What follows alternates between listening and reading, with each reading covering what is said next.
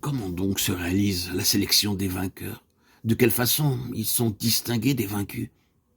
Selon la déclaration du livre des Nombres, tous les mâles d'Israël âgés de 20 ans étaient des guerriers capables de combattre pour le Seigneur. Au temps des juges, devant la faillite des enfants d'Israël, Dieu les délivra en choisissant 300 hommes pour combattre à la place de tous ceux qui auraient dû le faire, mais qui en furent incapables.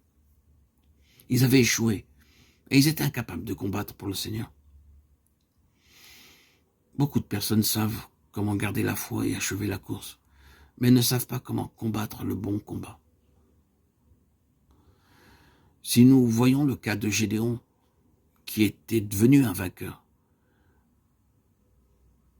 la première clé était de reconnaître sa petitesse, c'est-à-dire se connaître. Il est relativement aisé d'être humble devant Dieu, mais être humble devant les hommes, ou estimer les autres plus excellents que nous, mais très très difficile. Vous en convenez? Dire que Jésus, le dernier, est assez facile, mais confesser que je suis le dernier de la maison de mon Père ne l'est pas. Admettre que la maison de mon Père est la plus pauvre n'est pas très pénible. Reconnaître cependant qu'elle est la plus pauvre en Manassé est très humiliant. Celui qui a le visage rayonnant sans qu'il en soit conscient et dont l'éclat est perçu par les autres est un vainqueur. Tous ceux qui se regardent dans un miroir pour apercevoir la lumière sur leur face ne sont pas en réalité des vainqueurs. Bien qu'étant oint, David se considérait comme un chien mort. 1 Samuel 24, 14. Les vainqueurs sont ceux qui en ont la réalité et non pas le nom uniquement. Le vainqueur aussi peut se définir par la vision céleste, c'est-à-dire voir le Seigneur. Sans la vision, personne n'est capable de servir. Car celui qui a la vision peut courir et atteindre le but malgré les difficultés qui l'environnent. En ayant la parole de Dieu, on peut avec certitude naviguer vers l'autre rivage, car les pieds du serviteur sont affermis par la vision. Il est bien nécessaire de ne pas être donc désobéissant à la vision. Il nous faut répondre à l'appel du Seigneur avec un esprit de sacrifice. Bien qu'insignifiants, nous devons nous offrir à Dieu et nous abandonner entre ses mains. Nous estimer petits ou grands sans nous donner entièrement à lui et n'est d'aucune utilité et ne peut porter ses fruits. Nous ne pouvons pas être féconds. Dieu accepte tous les sacrifices vivants offerts selon sa volonté.